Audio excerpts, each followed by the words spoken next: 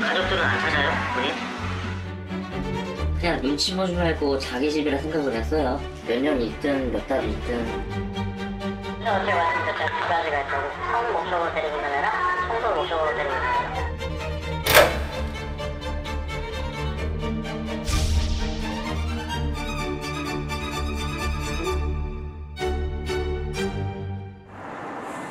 밤이 찾아온 거리. 한 여자아이가 어디론가 향합니다.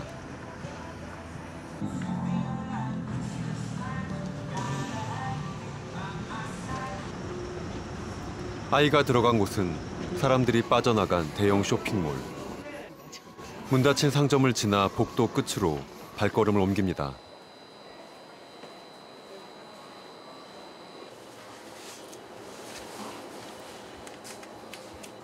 익숙한 듯 이를 닫고 씻는 이 아이는 올해 15살 윤서입니다. 집을 나온 지 50일째 사람이 없는 곳을 찾아다니며 거리 생활을 하고 있습니다. 사람 없는 화장실을 자주 가요. 그래야 이렇게 이상하게 보이진 않아요.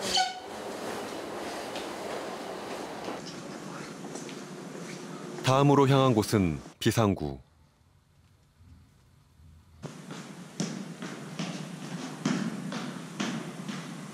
오늘 밤은 여기서 보낼 생각입니다. 급하게 집에서 나온 듯 짐이라곤 작은 가방 하나뿐. 옷가지 같은 거 들어있어요. 여기는 치약이랑 칫솔, 그 다음에 충전기랑 이어폰, 폼 클렌저, 그 다음에 옷이랑 양말, 속옷, 이제 후드티, 티셔츠 이렇게 들어있거든요. 이렇게 집을 나온 데는 이유가 있습니다. 아버지가 뭐만 하면 되게 때리시고 책 던지고 책상 던지고 엄마한테 말대꾸 한 번 했다고 머리채 잡히면서 이렇게 쓰러지면 다시 잡아서 때리고 아주 그게 너무 지긋지긋해가지고 밖에를 뛰쳐나왔어요. 거리에서 지내는 윤서의 가장 큰 고민은 돈입니다. SNS에 광고성 댓글을 올리는 일을 하지만 하루에 10,000원도 벌기 어렵습니다. 이 사람한테 하루에 20개를 찍어서 보여주면 할 수 없어서 하는 거죠. 미성년자니까.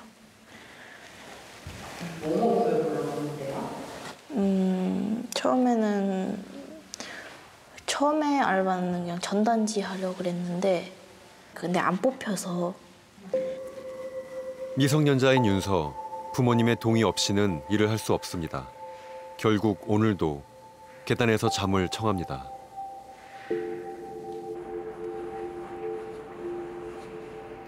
다음 날, 윤서가 골목을 살피며 걷습니다. 무선 인터넷이 연결되는 곳을 찾는 중입니다. SNS에 접속해 누군가 보내준 쿠폰을 내려받는 윤서.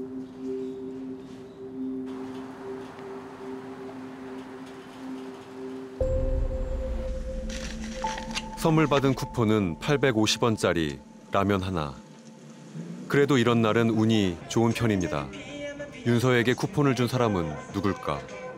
헬퍼 같은 분들이 되게 착하신 분들이 기프티콘 같은 거 주셔서 우유나 아니면 컵라면, 젤리 이 정도로 줘요. 헬퍼라는 이가 준 쿠폰으로 첫 끼를 때운 윤서. 집 밖을 나선 이후 이마저 먹지 못한 날이 더 많습니다. 매일 많이 먹어요. 어떻게 버텼어요?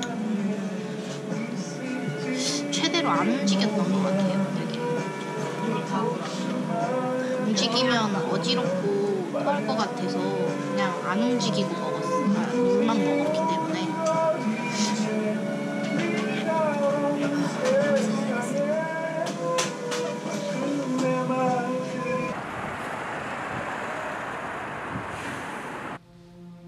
그날 밤 다시 쇼핑몰 비상구로 돌아온 윤서는 SNS에 글을 올립니다.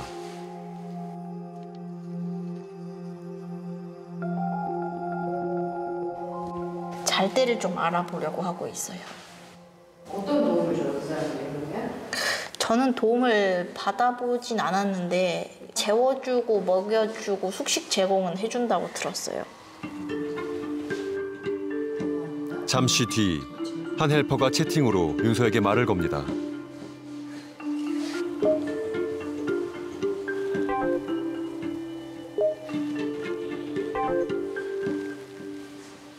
구해지긴 구해지는데 대부분 다 좀 명목이 나쁜 명목으로 온 사람이 많아서 그게 안 좋긴 해요. 윤서와 헬퍼가 나눈 대화 내용. 특정 신체 부위를 찍은 사진을 주면 돈을 주겠다고 합니다. 처음에는 도와주겠다는 헬퍼들도 결국 성적인 요구를 해오는 경우가 많다고 합니다. 이렇게 위험한 사람들이 많은데 네. 그런데도 이렇게 기회가 있어요, 헬퍼를? 근데 안 구해보려고 하긴 하는데 안 구하면 이렇게 계단에서 자야 되니까. 그렇게 윤서는 밤새도록 헬퍼를 찾습니다.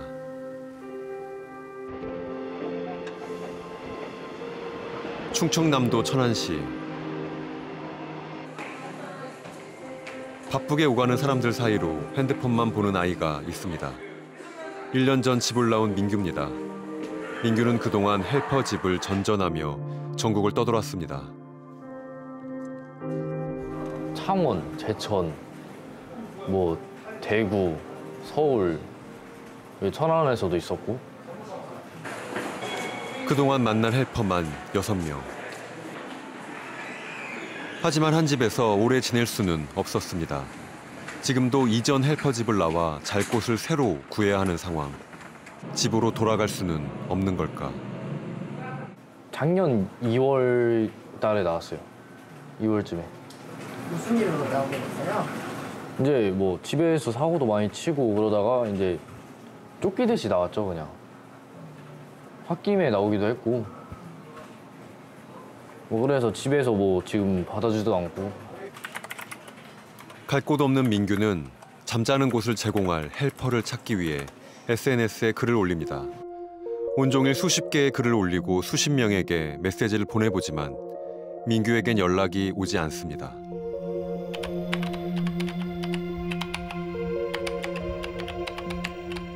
구하기가 엄청 어려워요. 네. 특히 남자는 더 어려워요. 거의 안 와요, 웬만하면. 답장 오시는 분들도 안 도와주시는 분들이 많고 100개를 보냈다 치면은 거의 안 보는 경우가 한 50개 되고 아예 대답도 없는 경우가. 그러니까 남자는 부려먹기가 어려운 거죠. 여자들보다. 여자들은 시키면 하게 되니까, 특히 남자 집이면. PC방을 나온 민규는 친구를 만납니다. 집을 나온 적이 있다는 이 친구도 헬퍼에 대해 잘 알고 있습니다. 내가 지금 여기 이 사람 집 가려고 그러거든, 여기. 어떤 거 같아? 잘 곳을 주겠다는 헬퍼의 글에 고민 중인 민규. 근데 이런 데 가면은 방 하나 준다 해놓고 사람들이 이러면 쓰고 이제 어떤 짓을 할지 몰라. 성매매일 수도 있고 사기일 수도 있고 어딜 가나 보장이 안 돼. 다 똑같아. 아예 보장이 안 된다고? 다 똑같아요. 밖은 점점 추워지고 가진 돈도 다 떨어져가는 상황. 민규에게는 이제 선택지가 없습니다. 이제 위험한 사람을 만나더라도 다 간절한 거죠, 그냥 밖에 있는 거보다. 그냥 속는 셈 치고 가는 거예요, 다.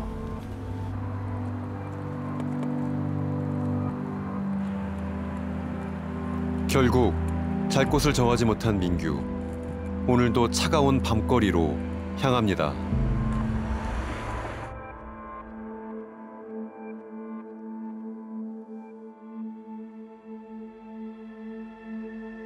연간 약 12만 명. 한 해 거리를 떠도는 청소년들의 숫자입니다. 그런데 여러분은 이 많은 아이들이 집 밖을 나선 이후 어디에서 무엇을 먹고 어떻게 지내는지 생각해 본 적 있으십니까? 국내 대형 포털 사이트와 SNS에 가출이란 단어를 입력하면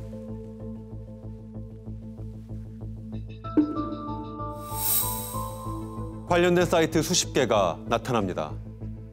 집을 떠나 거리로 나온 청소년들이 생존을 위해 정보를 교환하는 곳입니다. 아이들은 바로 이 사이트들에서 먹여주고 재워줄 사람을 찾습니다. 설거지나 청소만 도와달라. 그냥 편히 지내라. 대가 없이 숙식을 제공하겠다는 내용이 적혀 있습니다.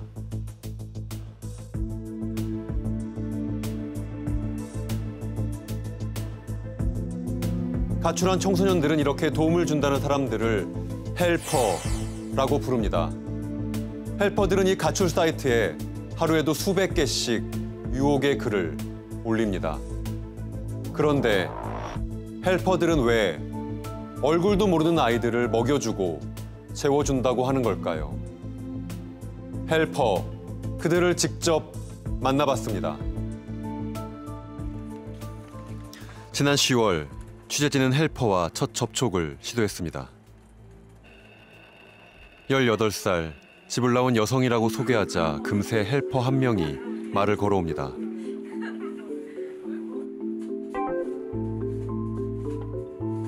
재워줄 수 있냐는 취재진의 질문에 대신 일을 하라는 남성.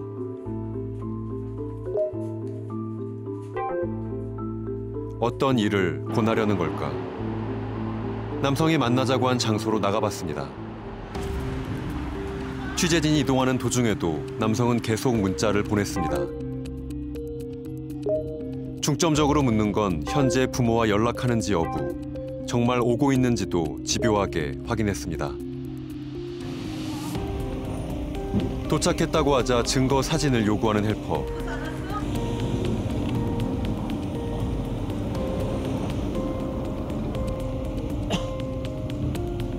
사진을 확인한 후에 남성이 여유롭게 나타납니다. 물류회사에서 일하고 있다는 26살의 헬퍼입니다.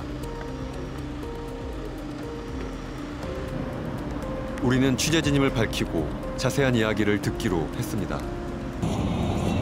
남성은 가출한 여성 청소년들을 집으로 들인 지 4개월이 됐다고 합니다.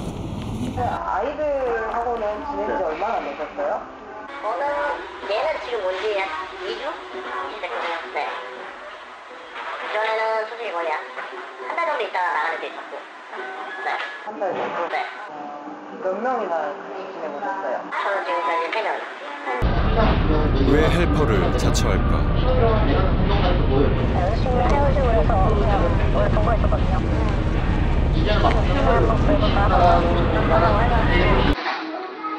본인 말고도 헬퍼는 많이 있다며 단체 대화방을 보여주는 남성. 여기에 모인 50여 명의 사람들은 헬퍼와 가출한 아이들이었습니다. 사는 지역과 나이는 공개하면서도 본명은 숨긴 헬퍼들. 이들의 속셈은 무엇일까? 아예 선의로 도와주는 사람도 있긴 한데 거의 없어. 저 같은 경우에도 그거지 못해니까 성적이거나 아니면 성불하거나 그 뭐랄까 성관계를 아예 싫어하는 친구도 있고 상관없다는 친구도 있고. 며칠 뒤 다른 지역의 헬퍼에게도 연락이 왔습니다. 이 역시 남성. 성관계는 싫다고 하자 원하지 않는다면 하지 않아도 괜찮다고 했습니다. 이전에도 가출한 여중생을 들인 적이 있지만 성관계는 서로가 원해서 이루어졌다고 주장했습니다. 우리는 그의 실체를 파악하기 위해 좀 더 깊이 접근하기로 했습니다.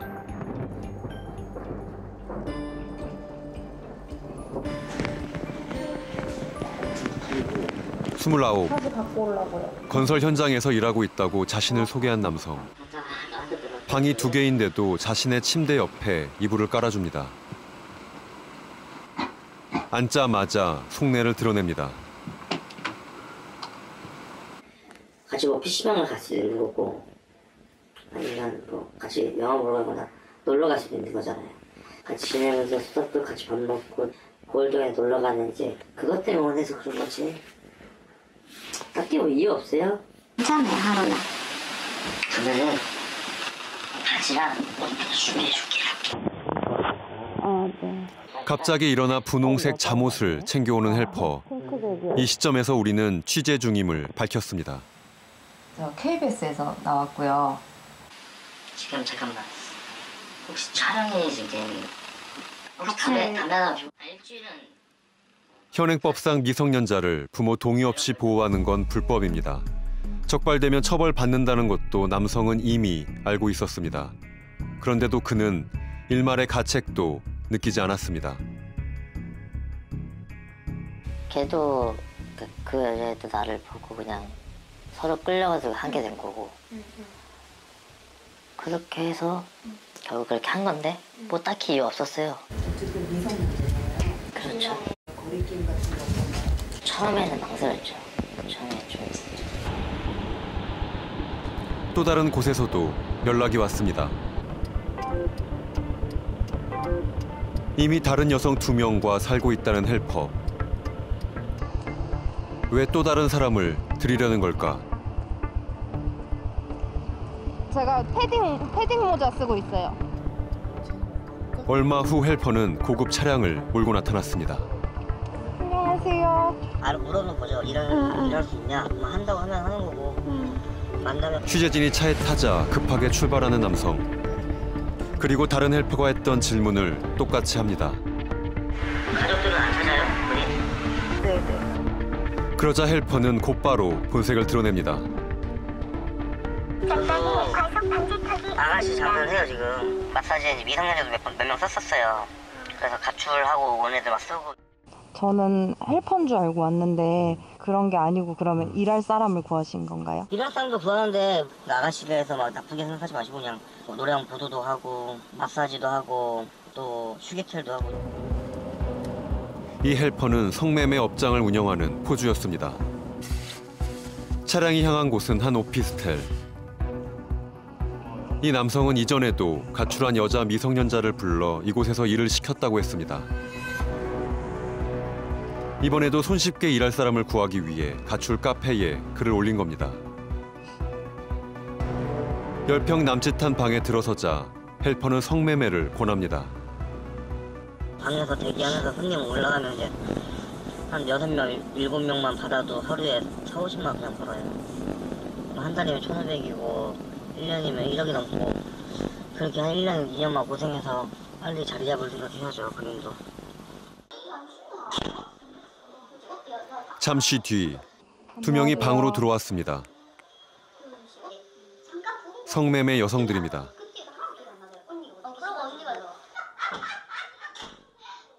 안녕하세요.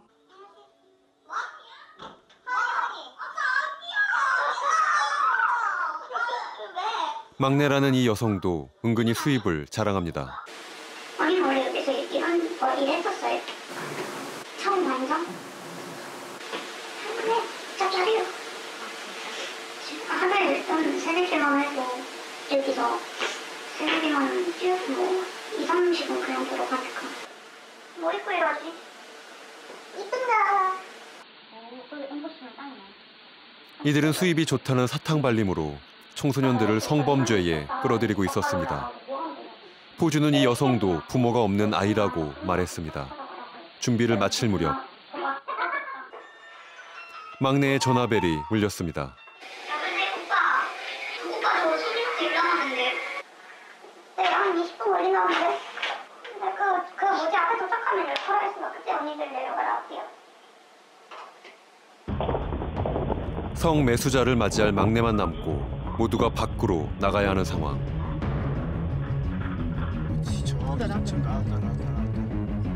헬퍼는 성매매를 집요하게 권하기 위해 취재진을 술집으로 데려가려 했습니다.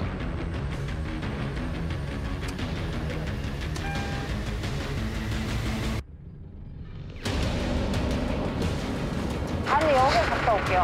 어디? 여기 화장실. 취재진은 핑계를 대고 차에서 빠져나와 밖으로 달렸습니다.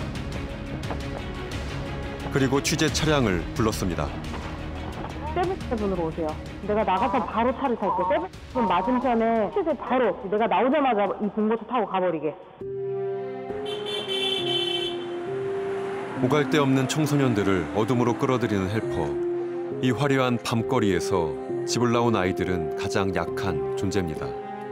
가출생들이 제일 만만하게 어떤 면에서 솔직히 무슨 일 생겨도 꼭 요청할 데는 없어요. 부모님이 자기를 내쳤기 때문에 가출 신고가 되는지 부모님이랑 사이가 어떤지나 이런 것들 다 확인을 하고 일단 초반에 그러고 나서 접근을 하는 거예요.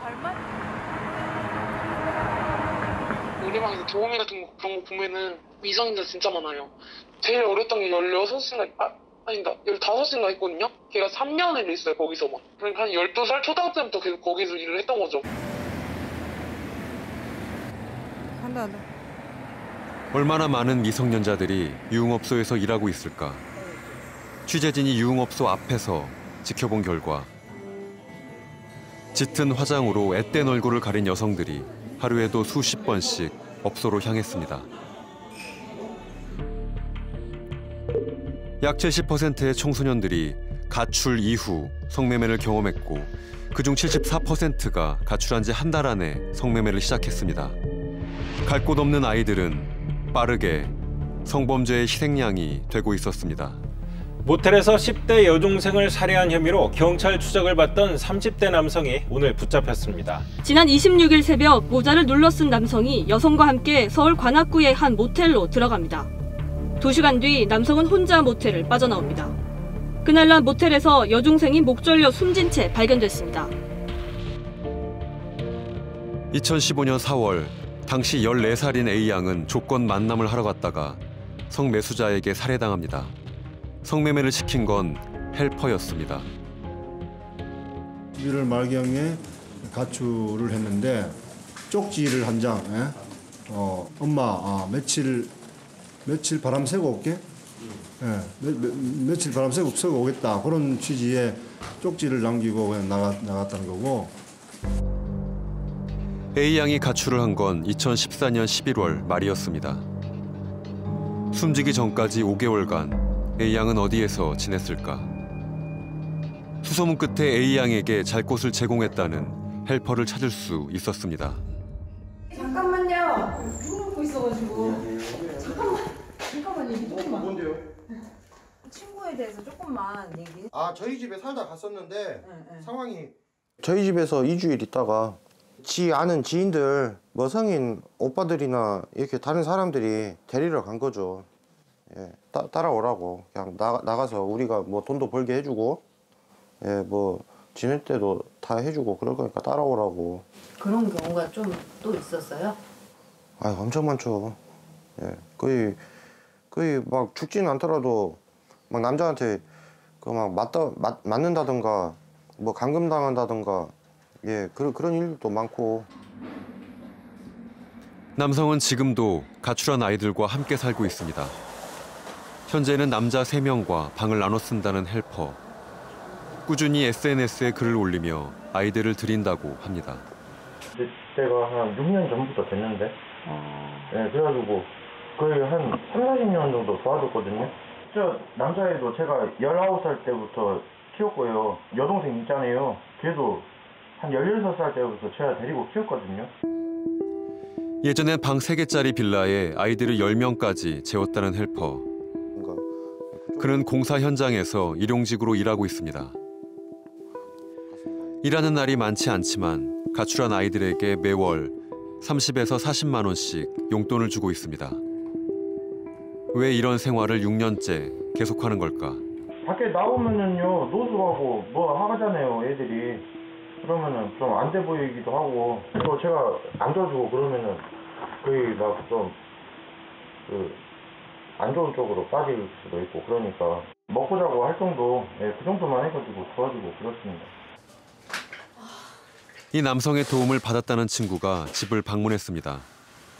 15살에 집을 나와 지금은 21살이 된 서연은 6년 전 이 집에서 지냈다고 합니다. 옛날에 어렸을 때 가출해가지고 제가 아는 동생, 남동생 갈 데 없다고 해가지고 저희 집에 잠깐 부탁한 거예요. 그녀는 성인이 되어 독립하기 전까지 수많은 헬퍼를 만났습니다. 하지만 그녀가 만난 헬퍼들은 모습만 다를 뿐 목적은 같았습니다. 하나같이 성관계나 성매매를 제의했습니다. 제가 솔직히 조건 당할 줄 몰랐어요. 갑자기 같이 있던 오빠가 조건만 너무 해가지고 그냥 해보는 게 어떻겠니 이렇게 제를 해가지고 해보자. 저도 솔직히 씻고 싶었고 그냥 편히 쉬고 싶었으니까 그래서 해보자 했죠. 근데 그게 시작했던 것 같아요. 며칠 뒤 서연의 집을 찾았습니다.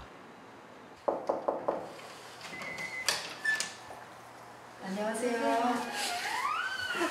라면 먹었구나. 혼자 생활하고 있는 단칸방. 몸 누일 것을 제외하곤 정리한 흔적이 없습니다. 헬퍼와 얽힌 뒤 그녀의 삶은 이 집처럼 뒤엉키고 정리되지 못했습니다. 제가 중학교 2학년 때 가출해가지고 한 5개월 반 정도 남자애 동거를 했었거든요. 30살인가 29? 5개월 반 동안 동거하면서 한 3개월? 2개월 반에 3개월? 멍이 진짜 온몸에 멍이 가들 정도로 정도 맞았어요. 제가 일하다가 이제 스트레스 받으니까 그걸 저한테 아무 이유 없이 푸는 거예요.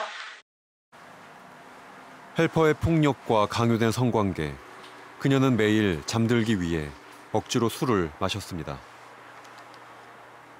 성관계를 이제 욕을 했다가 안 해준다면 좀 나가라고 하는. 솔직히 진짜 무서웠죠. 마음도 없는데 그걸 해야 된다는 게 어떻게 보면은 그 남자의 성노예랑 다름이 없는 거잖아요. 그런 게 정말 싫었어요, 그때는. 되게 비참하고 이렇게까지 해야 되나 싶기도 하고. 헬퍼들은 때렸고 굶겼고 성매매까지 시켰습니다. 그리고 불행이 닥쳤습니다.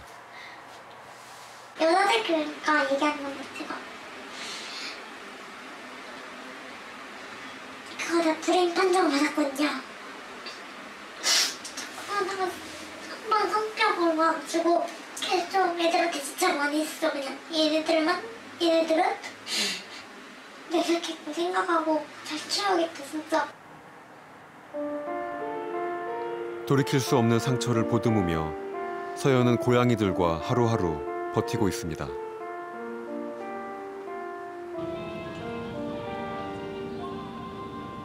금요일 밤의 유흥가.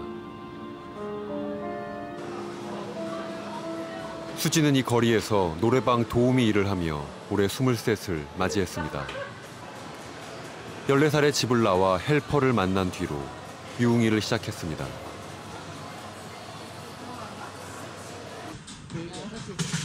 이날 그녀는 채팅으로 만난 남자들과 함께 술을 마시고 있었습니다.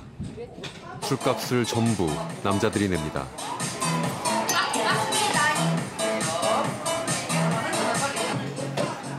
수지는 이 모임에서 식사를 해결합니다.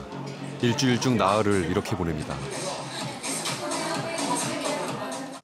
그래서 모임에 가가지고 막 끼니 챙기고 그냥 얘기하는 거 들어주고 뭐하고 들어주고 뭐하고 들어주면 그냥 하루 그냥 가고 막.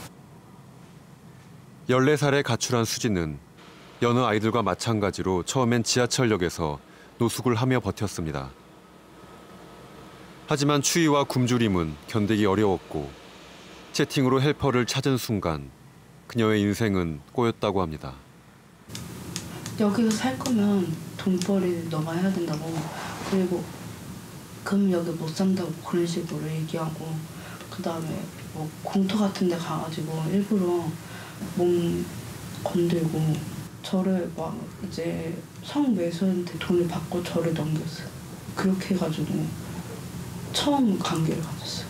그 남자. 그렇게 시작한 성매매는 그녀를 서서히 병들게 했습니다. 수년간 헬퍼와 성매수자에게 유린당하면서 정신질환을 앓게 된 겁니다. 극단적인 행동도 여러 번 했습니다. 술을 먹으면은 버릇이 있어요? 손목가.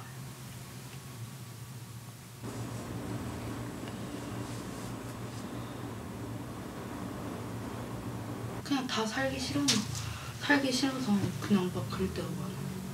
다른 사람들은 다 멀쩡히 사는데 나만 막 이러고 사니까 그냥 그것 때문에. 고통스럽고 싫어도 헬퍼 외에 다른 선택지는 없었습니다. 어차피 이미 엎질러진 물이고 그래도 상처받고 뭐 해도 내가 살려면 어쩔 수가 없는 거예요. 그러니까 다른 집에 가가지고 또 상처받고 나와도 또 다른 집 가게 되는 거예요. 그 또 나중에 또 갔다가 반복이 되면 어느 순간에 괜찮아 나는 이제 상관없어. 어차피 상처받을 때를 받았고 그냥 가가지고 뭐지 내 맘대로 살자 이거요? 창밖은 한낮이지만 수진의 방은 어둡기만 합니다.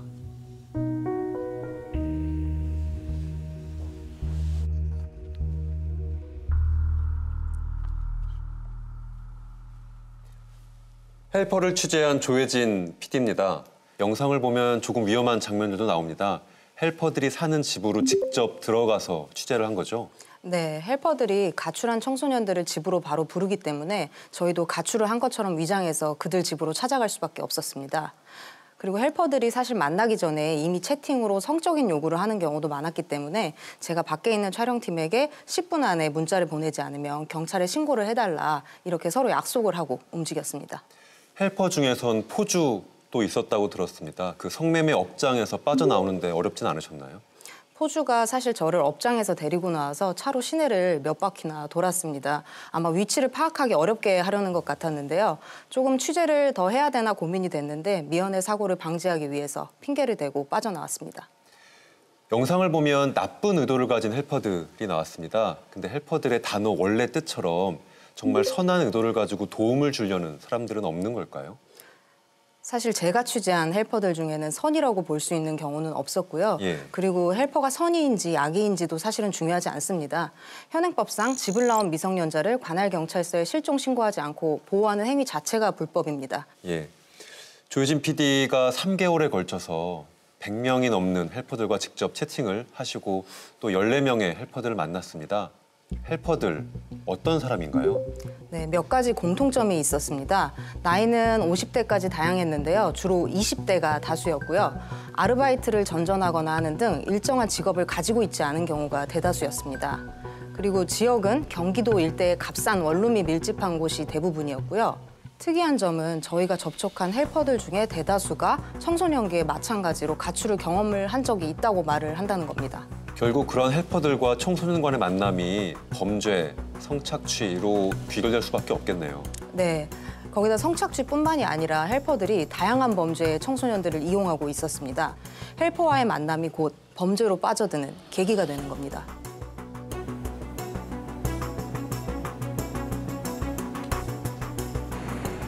헬퍼를 찾아 인터넷을 헤매던 민규를 PC방에서 다시 만났습니다.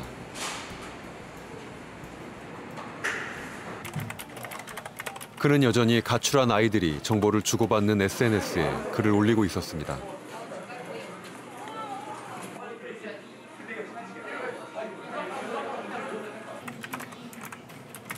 그런데 게시글이 이전에 민규가 올리던 내용과 달랐습니다. 월 200만 원에서 300만 원까지 수입을 보장한다는 구인글. 그는 무엇을 하고 있는 걸까? 트위터 사기라고 하죠. 이제 몸캠을 파는 척을 해가지고 그렇게 해서 이제 돈을 받고 아예 차단을 받는 거예요. 그럼 여자는 무슨 역할을 하나요, 거기서? 여자인 걸 인증을 해준대요, 그 남자한테. 여자다, 나 여자다. 이렇게. 이른바 트위터 사기는 음란 영상을 구매하려는 이들에게 돈만 갈취하는 범죄입니다. 민규는 나체 영상을 파는 척 연기할 여성을 구하고 있었던 겁니다. 저랑 같이 사는 지금 헬퍼분이 저보고 구해달라고 하셔가지고 자기 일하는데 필요하시다고 해가지고 구해드리고 있어요, 지금. 그러면은 형이 그 일을 도와주면 얼마를 떼줘요? 뭐 떼줘봤자 그냥 담배값. 뭐 떼주는 거 그런 건 거의 없다고 봐야죠. 이미 먹여주고 재워주고 다 하시는데. 잘 곳을 제공한 헬퍼가 시킨 일, 거절하기 어렵습니다. 숙식을 제공한 대가로 헬퍼가 가출한 청소년들을 범죄에 가담시키는 건 흔한 일이라고 합니다. 이제 안 좋은 쪽을 하는 헬퍼들은 소개를 해줘요. 이런 거 하면 얼마 정도 벌 수 있다 그런 식으로 해가지고 꼬드기죠. 이제 불법을 하게끔. 그 자리에서 뭐 사기 같은 경우도 하는 방법을 알려줘요. 이런 가출한 애들은 돈이 필요하니까 하게 돼요. 일단 먹고 살아야 되니까. 아니면 뭐 아사할 수도 있잖아요, 배고파서. 저도 지금 제가 죽게 생겼는데 남 신경 쓸 배려는 어디 있겠어요. 이용당한다는 걸 알면서도 살려면 어쩔 수 없었다는 민규. 그렇게 그는 헬퍼에게 돌아갔습니다.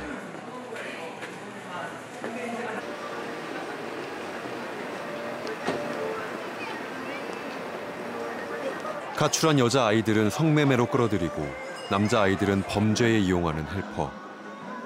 헬퍼를 만나면서 시작된 추락은 빠르고 돌이킬 수 없었습니다. 진짜 까놓고 얘기할게요, 그냥. 네, 이용하려고 부르는 거죠. 뭐든지 자기 손 안 더럽히고 싶잖아요. 애초에 그거를 뭐 재워주겠다라고 그거를 뿌리는 이유 자체가 그거예요. 불법에 손대게 되면은 성인 돼서도 똑같이 해요. 일반적인 일을 아예 못 하게 돼요. 불법 일은 편하고 돈도 잘 버니까. 지난 6월 경기도의 한 야산에서 백골이 된 시체 한 구가 발견됐습니다. 피해자는 15에서 17살로 추정됐습니다.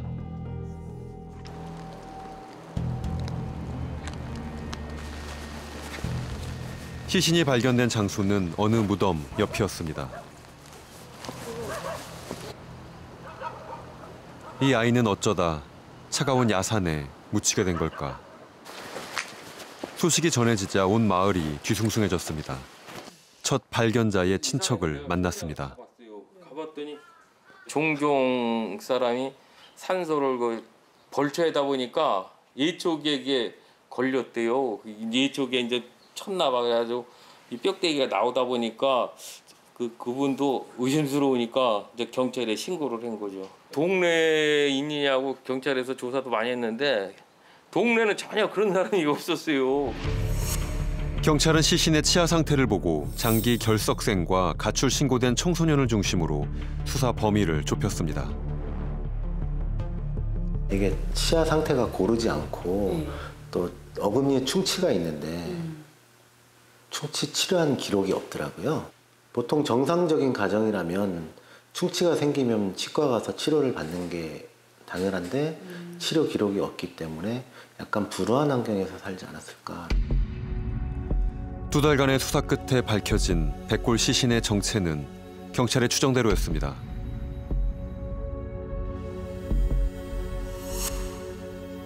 (16살이던) 승호는 사망 당시 가출 상태였습니다.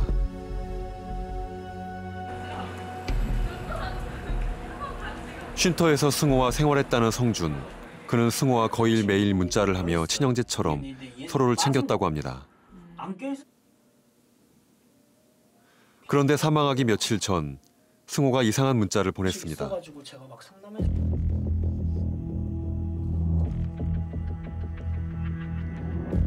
장첸으로 의심 가는 애들한테 쫓기고 있다는 얘기는 좀 많이 했었어요. 그래서 뭐 하는 사람들이냐 이러니까 뭐 걔네들이 따로 글을 올린대요. 뭐 재워준다 뭐 이런 식으로 글을 올린대요. 그래가지고 가출한 애들을 잡아갖고 그냥 호구 잡는 사람들이 다 이렇게 얘기를 하는 거예요. 영화 속 악당 장첸과 이선생이란 이름으로 불리는 이들이 승호를 쫓고 있었던 겁니다. 온갖 범죄를 저질렀다며 떠벌렸다는 이들. 승호는 SNS를 통해 헬퍼 장첸과 이선생을 알게 됐습니다. 이들은 가출한 아이들을 불러들인 다음 범죄에 끌어들여 돈을 버는 전형적인 헬퍼였습니다. 집에 온 아이들의 약점을 잡아 협박하는 것이 이들의 수법. 찍은 거죠 그냥. 애한테 막 이 자세 저 자세 취하게 해갖고 나체 사진을 찍은 거죠. 그런 식으로 약점을 일단 그거를 해놓고 협박을 한 것 같아요. 그러던 중 장첸과 이선생은 집을 나온 한 청소년에게 폭력을 행사했고 그 자리에서 망을 보던 승호는 홀로 경찰에 검거됐습니다. 피해자가 이제 경찰 조사를 받으면서 피해자들의 지시에 의해서 한 것이다라는 건 이제 피해자들에게 불리한 진술을 하니까 그때 얘가 없어지면은 우리가 처벌을 받지 않겠다. 그래서 그때부터 살해할 생각이 있었다라는 진술입니다. 장첸과 이선생을 피해 2달간 도망 다닌 승호. 헬퍼와의 만남, 그 끝은 죽음이었습니다.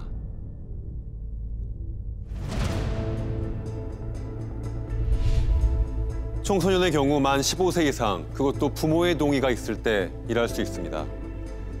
이 때문에 가출한 청소년들은 당장의 끼니도 해결하기 어려운 상황입니다.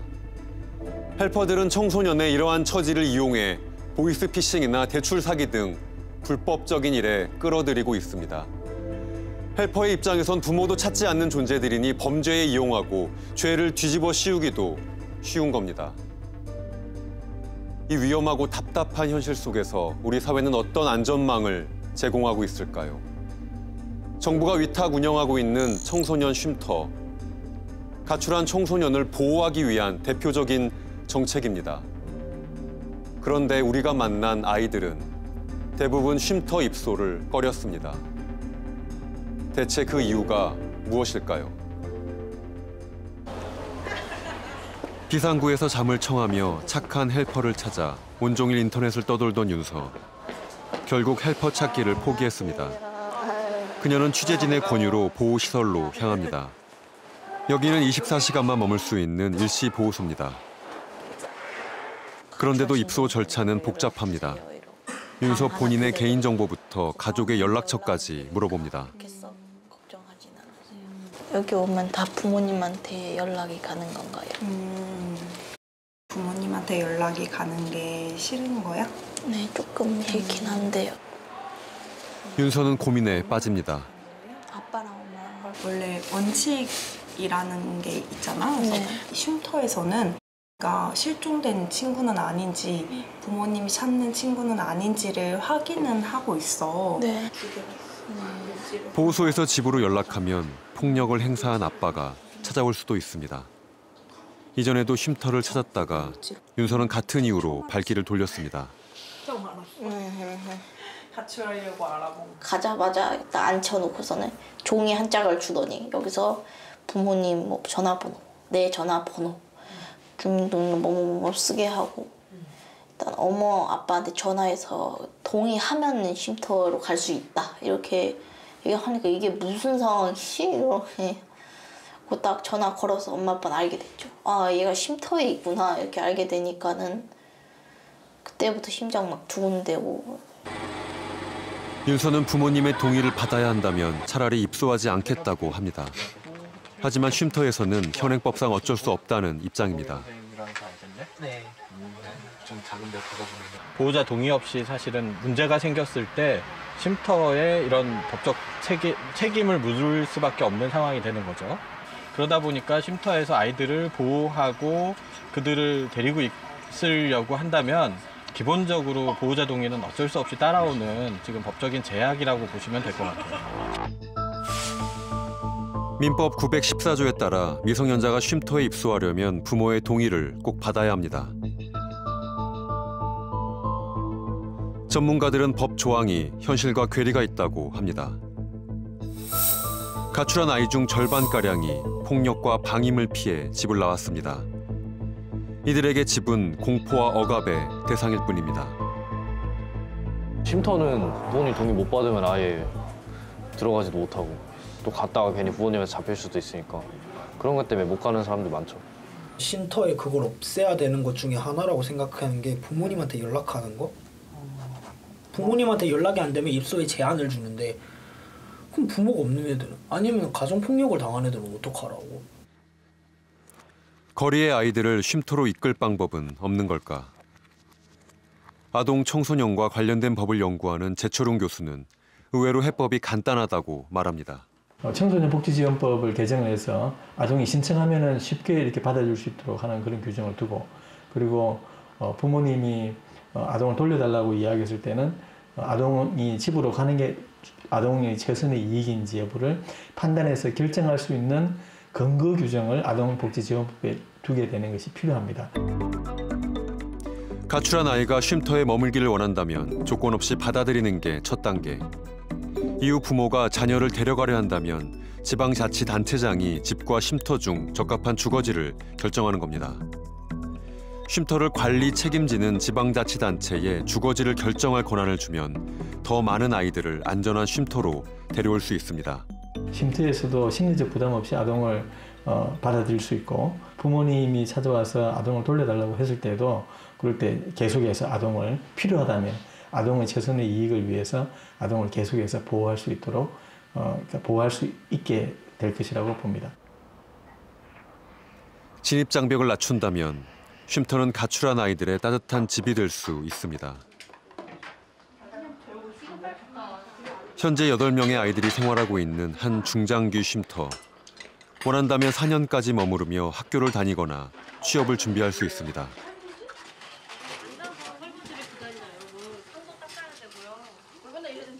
뭐 공부하는 거나 뭐 이런 거 다 돼 있고 밥 먹는 거나 다 걱정 없이 그런 게 좋은 것 같아요. 친구들이 어려운 상황에 처해 있다면 길거리에 돌아다니지 말고 여러 안정적인 생활 할 수 있고 여기 준비할 수 있는 이곳에 와서 좀 적응하면서 살면 좋겠다고 얘기해 주고 싶어요. 정부에서 추산하는 거리의 아이들은 한 해 12만여 명. 하지만 전국에 마련된 쉼터는 130여 곳, 수용 가능한 인원은 1000여 명 정도입니다. 아이들에 비해 쉼터는 턱없이 부족한 현실입니다. 전문가들은 가출에 대한 인식을 바꾸는 것이 변화의 시작이라고 말합니다. 그들의 집에서 어찌 보면 제대로 된 돌봄을 받지 못하고 탈출해 나오는 아이들이거든요. 근데 우리는 그들을 굉장히 소극적으로 바라봐요.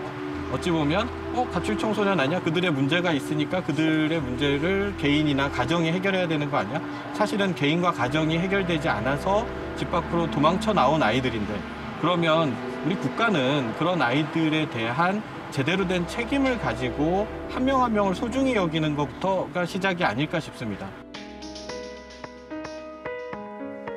가정에서 탈출한 청소년들에게 우리 사회는 제대로 된 손을 내밀었을까요? 폭력을 피해 나온 이들에게 다시 폭력으로 돌아가라 했던 것은 아닐까요?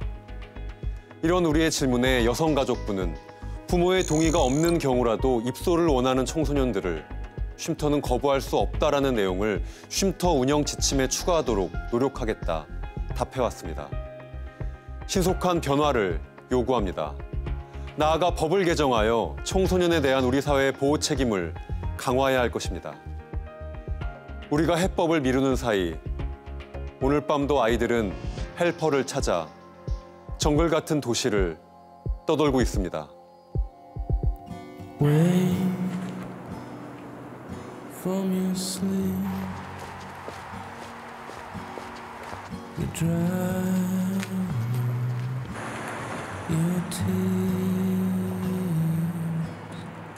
today. We escape.